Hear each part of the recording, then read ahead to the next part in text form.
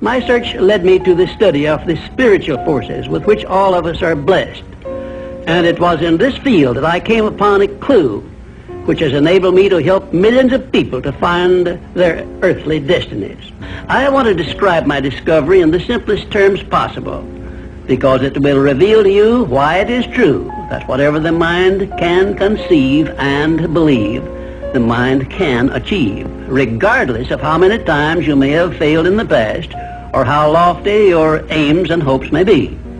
I caught my first fleeting glimpse of the profound law which provides the means by which we may choose our own purpose in life and attain it, while I was being coached by Andrew Carnegie during the organization of the Science of Success philosophy.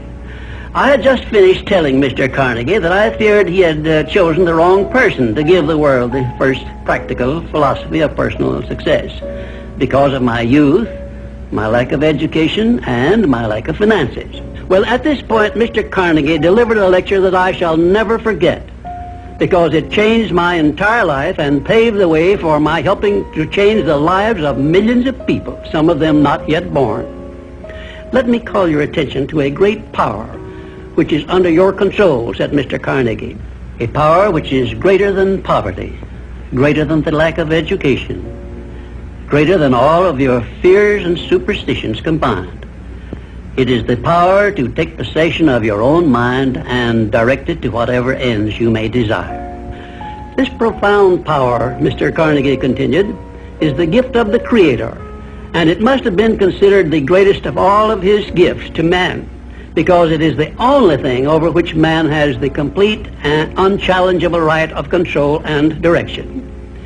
When you speak of your poverty and lack of education, Mr. Carnegie explained, you are simply directing your mind power to attract these undesirable circumstances, because it is true that whatever your mind feeds upon, your mind attracts to you.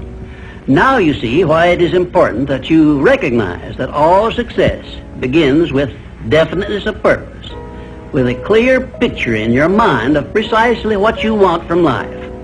Then Mr. Carnegie continued his speech with a description of a great universal truth which made such an impact upon my mind that I began then and there to give myself a new outlook on life and set up for myself a goal so far above my previous achievements that it shocked my friends and relatives when they heard about it.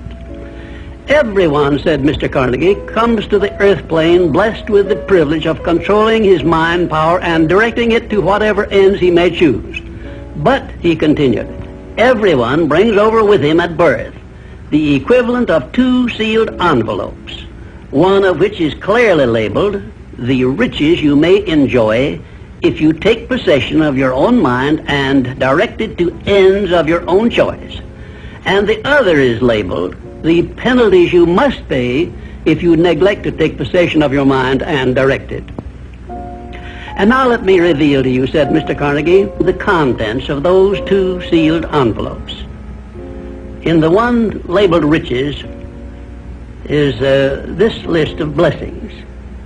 1, sound health. 2, peace of mind. 3, a labor of love of your own choice. 4, freedom from fear and worry. 5, a positive mental attitude. 6, material riches of your own choice and quantity. In the sealed envelope labeled penalties, Mr. Carnegie continued, is this list of the prices one must pay for neglecting to take possession of his own mind.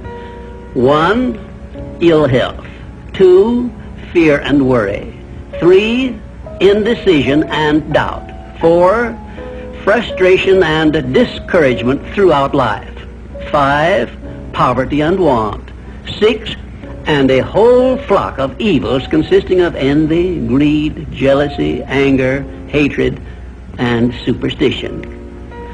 Now, my mission in life is to help you and everyone who needs my help to open up and use the contents of the sealed envelope labeled riches.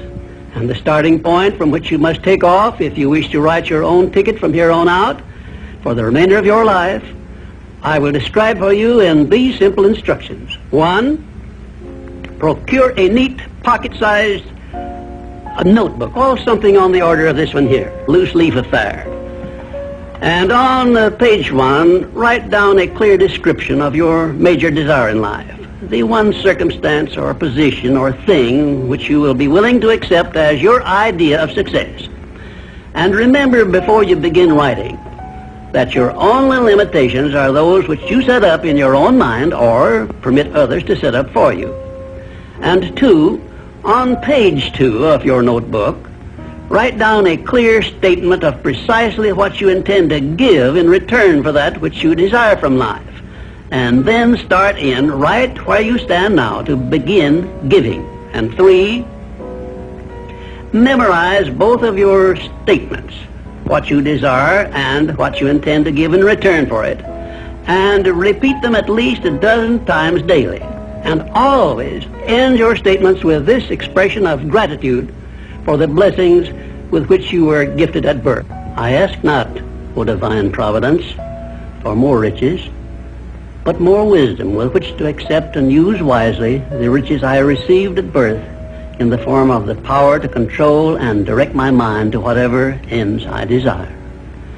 If you are not too successful or self-satisfied to accept and express this profound prayer, if you accept it and express it in the same spirit of humble sincerity in which I pass it on to you, a new and a better world will reveal itself to you. A world in which you will see reflected the circumstances and the things which you yourself have created. And now let me close this, our first visit, with my favorite expression of gratitude. O divine providence, I ask not for more riches, but more wisdom with which to make wiser use of the riches you gave me at birth, consisting in the power to control and direct my own mind to whatever ends I desire. Please subscribe to my channel if you have not done it yet, and don't forget to click the notification button. I hope you guys learned and enjoyed this video. Thank you, and have a great day.